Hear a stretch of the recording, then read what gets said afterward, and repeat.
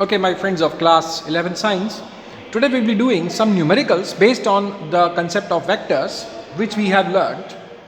We will be doing 4 questions and you have to copy down the same in your notebook. See, the very first question, find the net velocity. Here, in this question, there are 2 velocities given to us.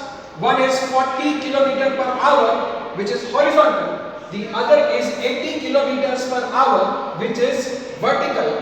And to find the net velocity, what we have to do? We have to add these vectors. This vector of 40 kmph and this vector of 80 kmph.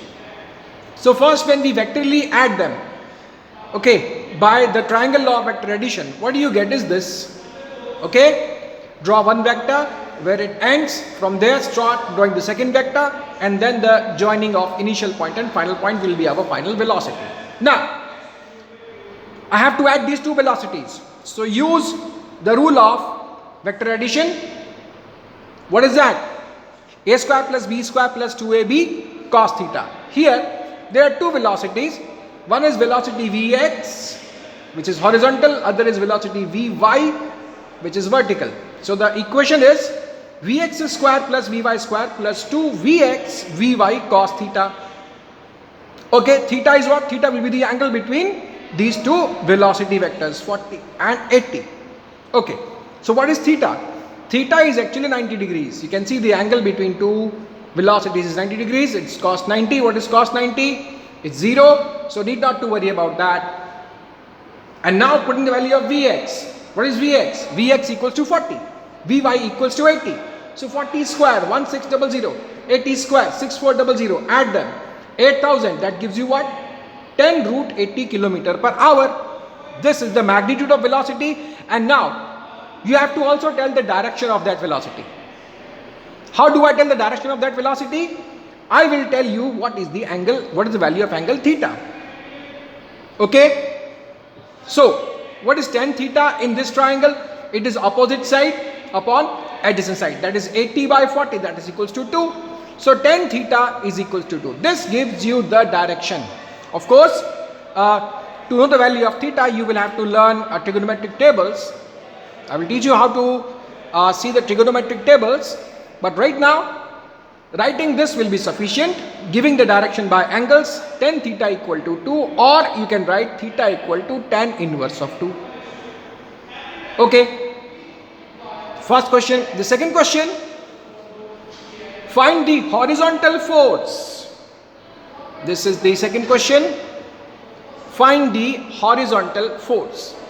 See, I have a force of 50 Newton, which is neither horizontal nor it is vertical, it is oblique. What angle it is making with the horizontal direction? The 50-degree angle it is making. Now, what we have to do is simply we have to resolve this 50 Newton force. How do we resolve it? See, this force F is given, it is oblique, this angle theta is given.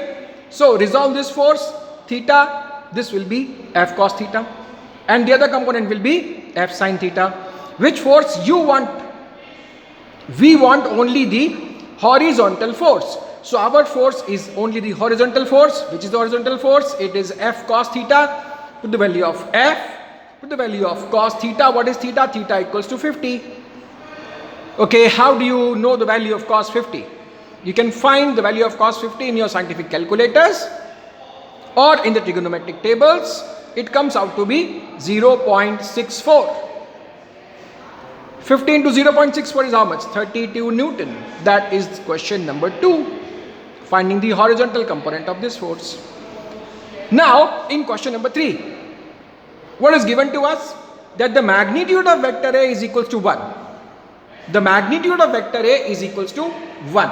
And vector A is given as 0.4 I cap, 0.8 j cap plus lambda k cap, and you have to find the value of lambda. In this, you are supposed to find the value of lambda. Okay. What is the magnitude of this force given as? The magnitude of this force will be a square plus b square plus c square. What is A? Coefficient of I cap. What is B? Coefficient of j cap. What is C? Coefficient of k cap. So what is the coefficient of I cap? It is 0.4. 0.4 square. 0.8 square, which is coefficient of j cap, plus lambda square. And this is given, it is equals to 1. Just a minute. This is the, not vector A, this is the magnitude of vector A.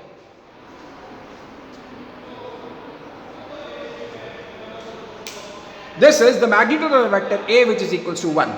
Now, completing this question, come this way.